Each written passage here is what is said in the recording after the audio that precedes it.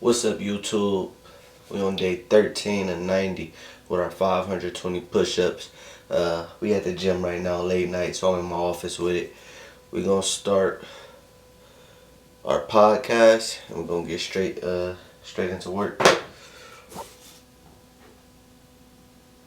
Then do something with those facts. You should make up your mind exactly what you're going to do and not dilly-dally around, as so many people do. Because if you do that, first thing you know, you will be in the habit of dilly-dallying around in connection with everything. In other words, you will not be a person who acts upon his own personal initiative.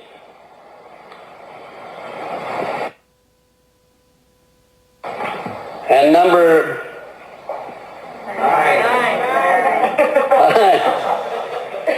29 the habit minutes. of basing opinions on facts instead of relying on guesswork. How many of you do that? How many of you rely upon facts instead of guesswork? Well, pretty truthful bunch, I think. I wonder if you do. I wonder if you recognize how many times you're acting on guesswork in comparison to the number of times that you're acting upon facts in forming your opinions. I wonder if you recognize the importance of making it your business to get at facts before you form an opinion about anything. Did you know that you have no right to an opinion about anything at any time, anywhere, unless it's based upon facts or what you believe to be facts? Did you know that? 28. And why is that true? Would you tell me why you don't have a right to do that? Because you don't want to get into trouble. You don't want to fail. That's why. Of course, you can go ahead and have opinions, and we all do, a flock of them. You can even give them to somebody else without them asking for them, and we do that right along. But before you really and truly can safely express an opinion or have one, you must do a certain amount of research and base your opinion upon facts or what you believe to be facts. Now we'll come down to this enthusiasm one, number 10. The capacity to generate enthusiasm at will and control. Do you know how to generate enthusiasm at will? Do it. Feel it. Conviction. 5. What's back of all this? What happens before you start doing anything in connection with enthusiasm?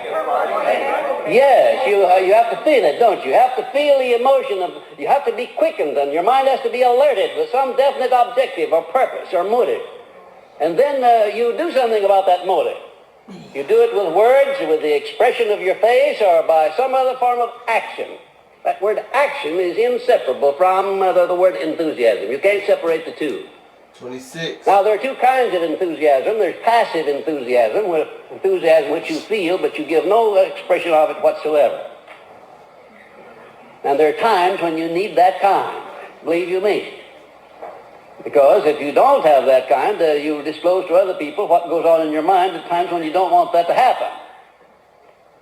You take a great leader, a great executive, and while he may have a tremendous amount of enthusiasm, he'll display that enthusiasm only to whomsoever he pleases and under whatsoever circumstances he pleases. He will not just turn it on and go off and leave it. That's the way you and I do it. 25. Or do we? That's the way the majority of people do. When they have enthusiasm, they just turn it on and blubber over in it, and they accomplish nothing. Controlled enthusiasm turned on at the right time and then turned off at the right time is an important thing, and your initiative is the only thing that can control that. You know, if you took that one subject alone, the question of how to turn on and off enthusiasm, and got the art down fine, you could become a marvelous salesman of anything you might want to sell. Did you know that? Yes. You really could. Did you ever hear of anybody selling anything that didn't feel enthusiasm over what he's trying to sell? Did you? 4. Did you ever sell anything that you didn't have that feeling of enthusiasm over what you were trying to do for the other fellow? You may have thought you did, but you didn't. If you didn't have that feeling of enthusiasm on your own initiative, then you didn't make a sale. Somebody may have bought something from you because he needed it and had to have it, but you had very little to do with it unless you had that feeling that you imparted to him. And how do you impart the feeling of enthusiasm to another person? How do you do that when you're selling, for instance?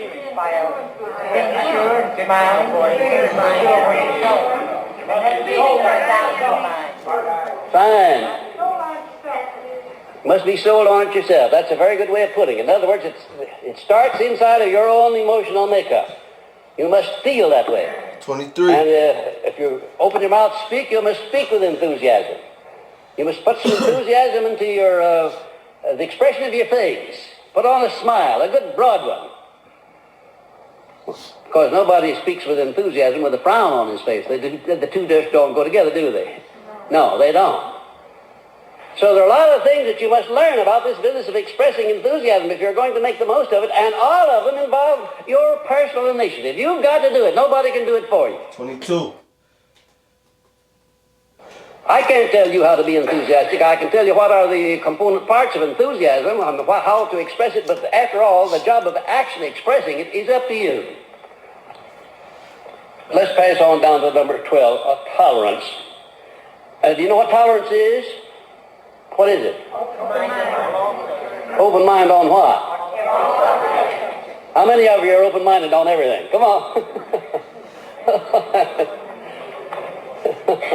You really think you are?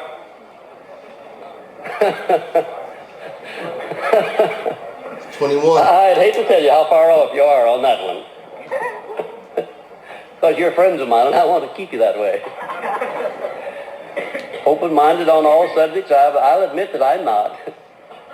I'm not open-minded on all subjects. I'm open-minded on a lot of subjects, the ones I want to be open-minded on.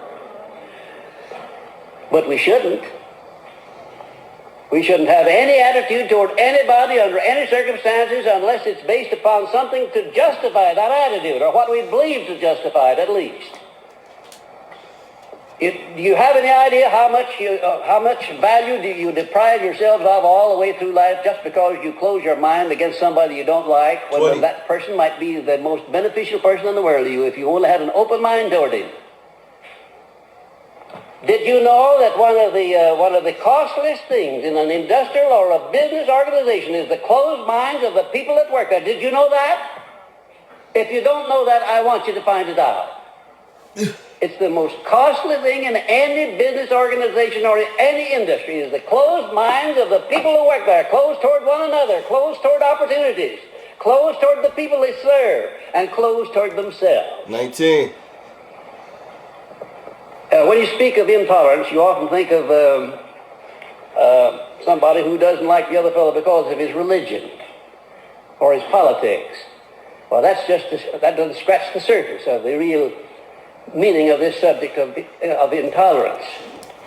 It extends to almost every human relationship. 18. And unless you do form the habit of maintaining an open mind on all subjects, toward all people, at all times, you'll never be a great thinker. You'll never have a great magnetic personality. And you certainly will never be very well liked unless you do have an open mind. 17. Did you know that you can be very frank with people whom you don't like and who do not like you if they know that you're sincere and that you're speaking with an open mind? Did you know that? Yeah. The one thing that people will not tolerate is to recognize that they're talking to somebody whose mind is already closed and what they're saying has no effect whatsoever, regardless of how much value there is to it or how much truth there is to 16. it. And there are a lot of people in this world whose minds are so definitely closed on so many things that you couldn't crack the mind with a sledgehammer and you couldn't get an ounce of truth in there if you lived 100 years. They're just closed up tight, sealed, hermetically sealed. Number 13, the habit of doing more than you're paid for, always. How many do that? Let me have your hand. 15. What's the matter with the ones who don't? Is there anything wrong with this habit? Oh, that word always. All right, let's leave it off. How many of you follow the habit of rendering more service and better service than you're paid to render? Part of the time. Part of the time. 14. Well, that's more like it. That's more like it. That's something in connection with which you certainly have to move on your personal initiative. Nobody's going to tell you to do that. Nobody's going to expect you to do that. That's something that's entirely within your own prerogative.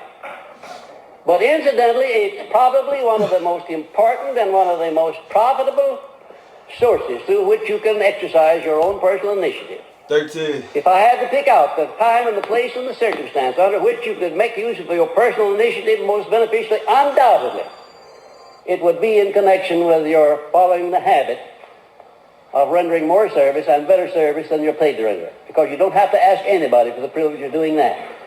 And also, if you do follow that habit, not just do it once in a while, that's not so very effective, but follow the habit. 12. Sooner or later, the law of increasing returns begins to pile up dividends for you, and when the dividends come back, they come back greatly multiplied.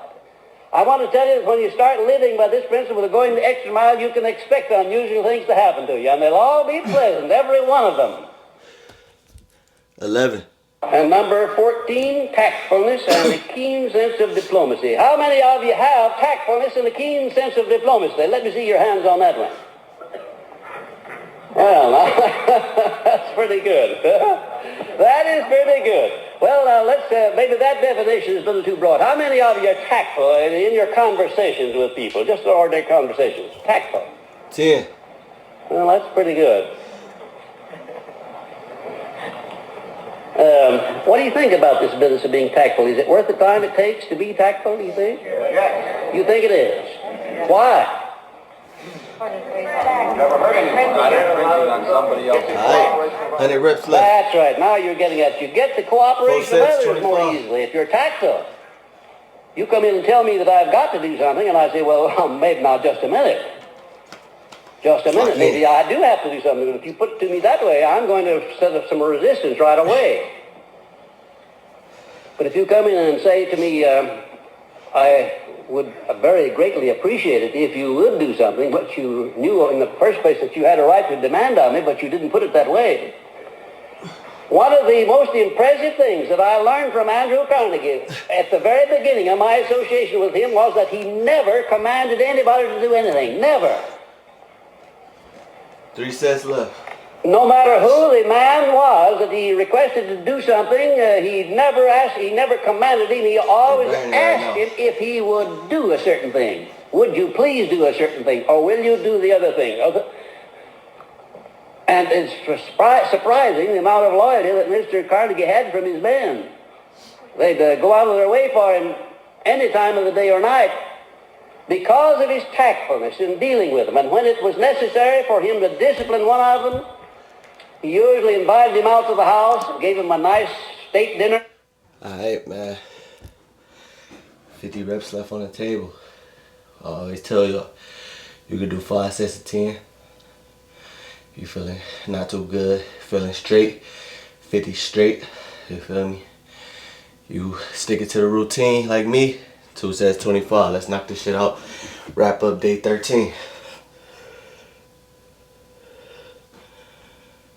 Real 5 or 6 course dinner, really put on the dog. And then after dinner, the showdown came when they went over to the library.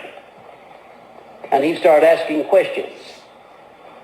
One of his chief secretaries was scheduled to become a member of his mastermind group. And this boy found out that he was scheduled for promotion, and it went to his head, and he commenced to run around with a bunch of highbinders in Pittsburgh, people who throw cocktail parties and such. And just in a little while, he was taking too much liquor, staying out too late, and his eyes were hanging out on his cheeks when they'd come in of a morning, and Mr. Carnegie let this go on for about 3 months. And he got invited out one evening to dinner. And after dinner was over, they went into the library. Mr. Carnegie said, now... Alright. Day 13 of 90 complete. Another 520 reps in the books, baby. Boom out.